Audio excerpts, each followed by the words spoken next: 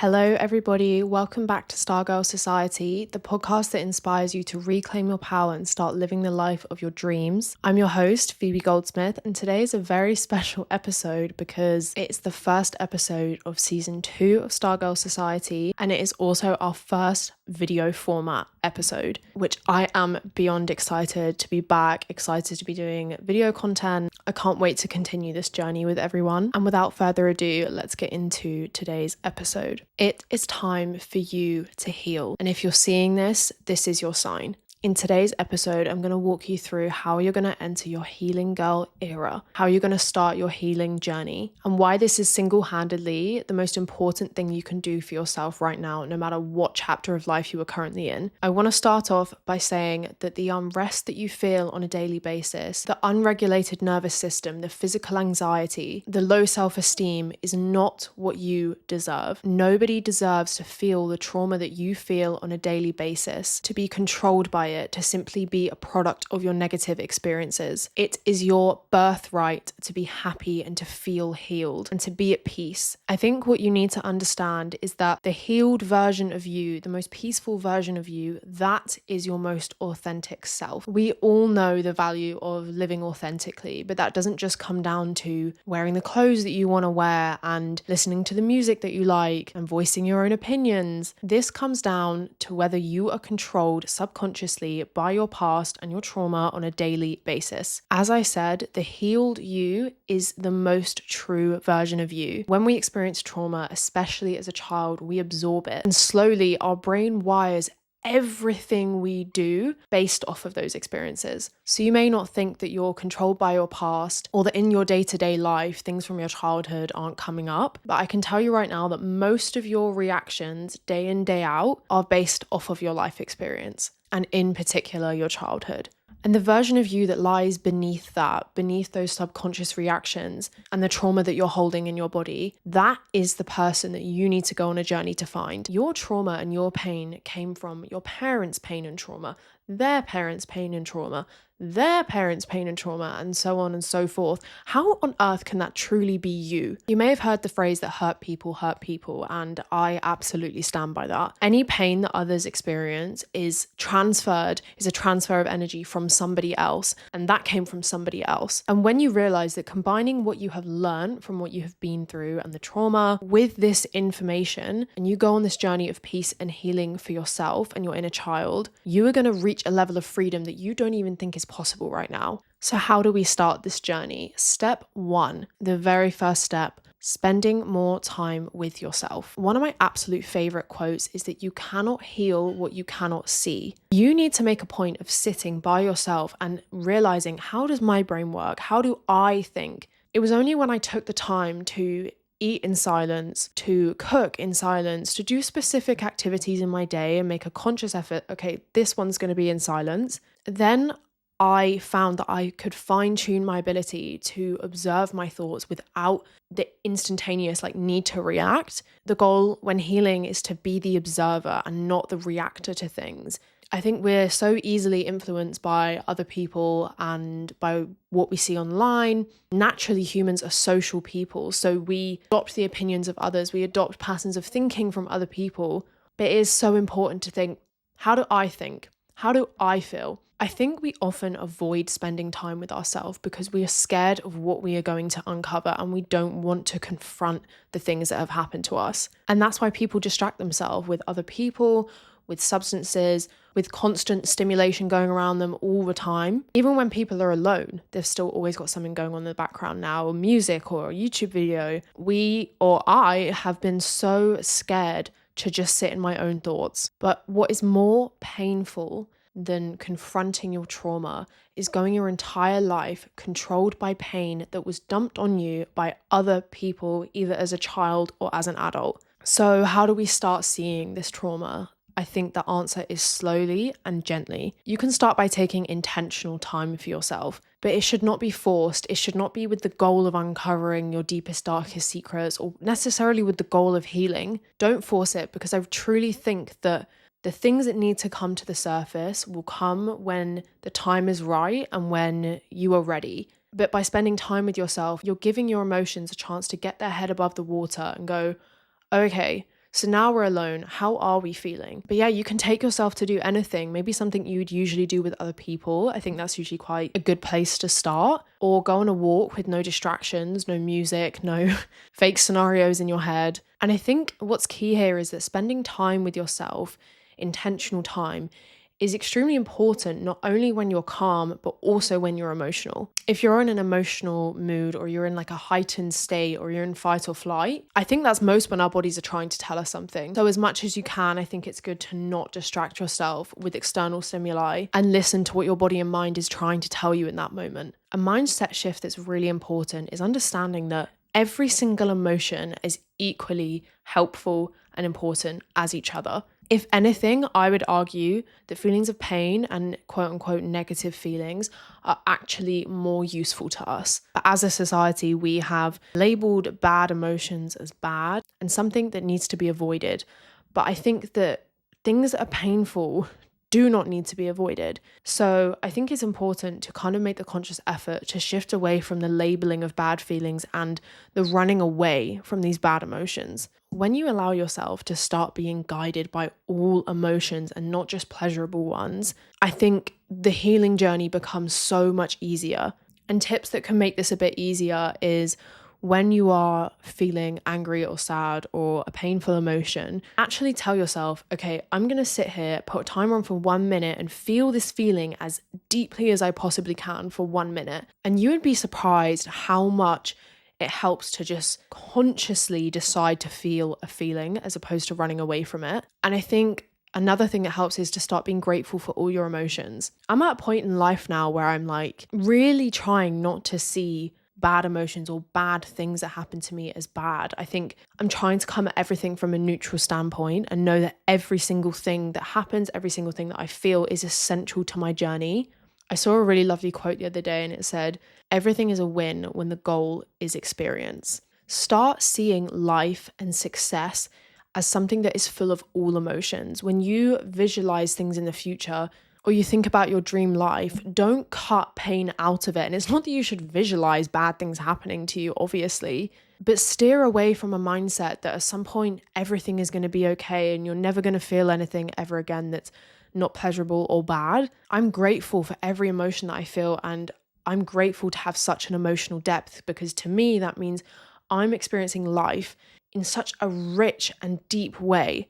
And I think that's what human life was truly intended for.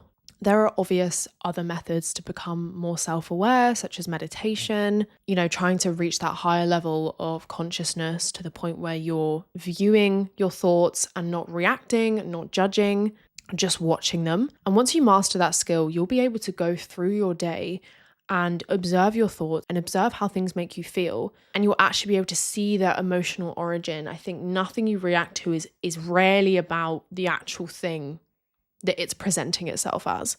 Another method to really help you on your healing journey is to stop identifying with your trauma.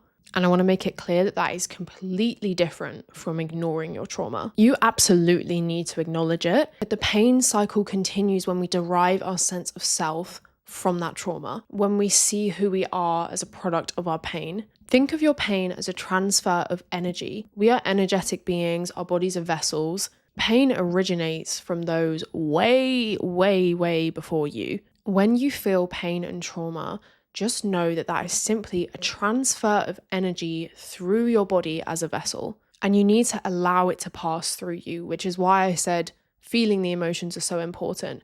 Allow it to pass through you. Don't hold on to it. Don't cling on to it. And don't derive your sense of self from it. Say you were bullied as a child. Identifying with your trauma might look like still feeling inadequate. When someone makes a joke in adult life about you, your mind immediately goes back to that childhood version of yourself. And this is because you have not let go and you're still identifying with that pain.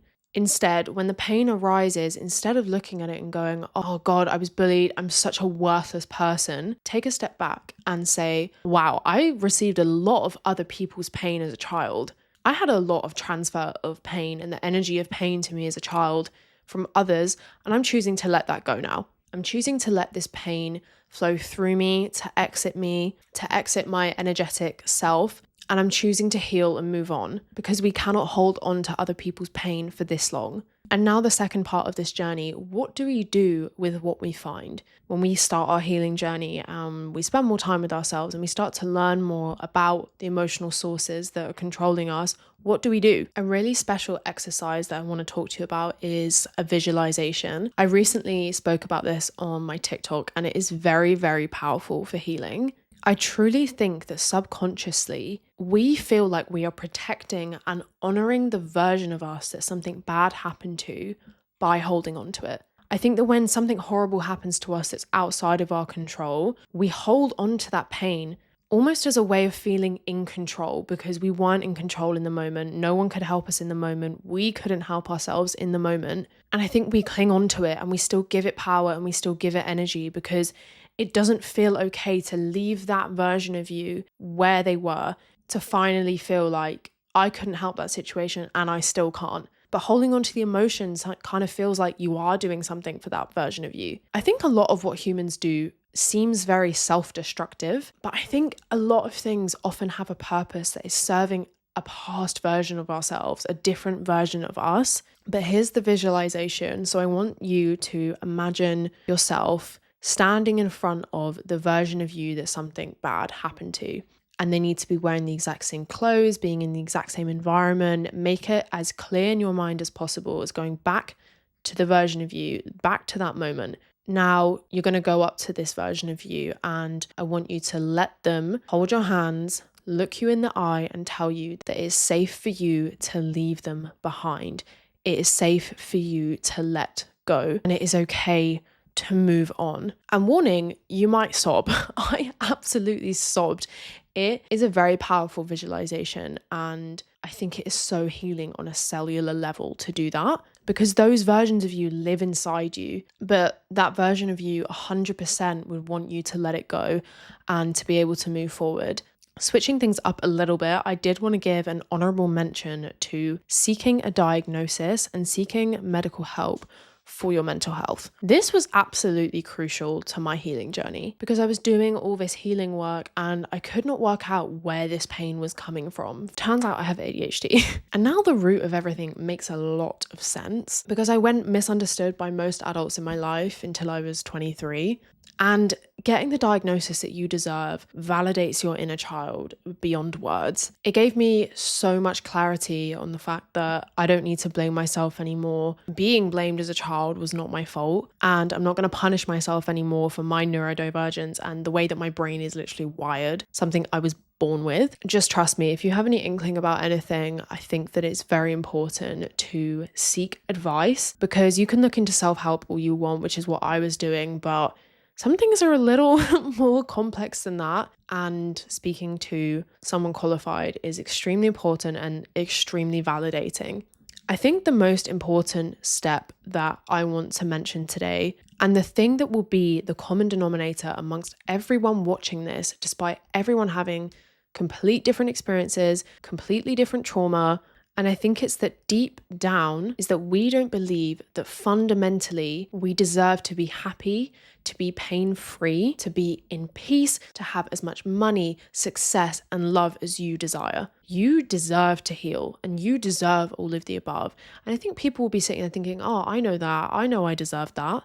I thought I knew, but my daily actions were saying otherwise. Why else would we accept people, behavior, experiences, unless we deep down felt like we deserved that? If we knew we deserved better, like truly, truly knew, we would do better. And we wouldn't allow any of that stuff. What I would recommend, which is what I did, is for a few months, I told myself every single day, I deserve my dream life. I deserve the man of my dreams. I deserve as much money as I want. I deserve my dream job. I deserve all the success I could ever imagine. And then over time, I was like, wait, I do deserve all of those things. If saying anything that I just listed would make you uncomfortable, signifies that there is work that can be done. And the thing is when you start to believe that you deserve the best life has to offer, you're going to see a change in your behavior. And it's a feedback loop, right? Like you start to believe these things internally, you start to act that way, and therefore you start to attract more experiences that are aligned with your new way of thinking, your healed way of thinking. Speaking of behavior, I think it's really important to ask yourself along your journey, what would the healed version of me do? Because you're not and you're never gonna fully always act from a place of awareness and from peace and from the healed part of yourself and know how you should act and know what you should do.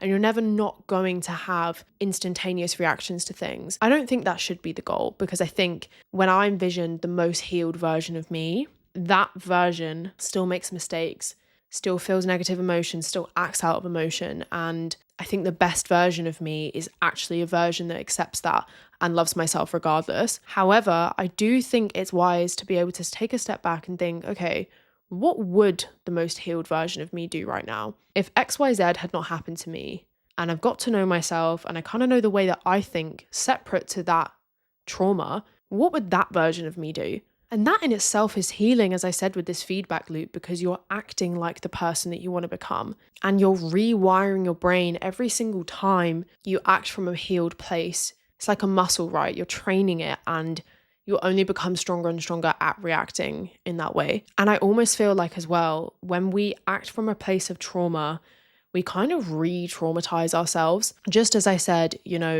acting from a place of peace is like a muscle. If you're acting like a place from trauma, you're only strengthening that. And yes, what happened to us, whether in childhood or adulthood. But when we continue to give that energy and continue to act from that place, I do feel like when I've done that, I'm actually re-traumatizing my brain and making that stronger and kind of strengthening that cycle. But yeah, I really hope you guys enjoyed today's episode. It felt so good to get back into this.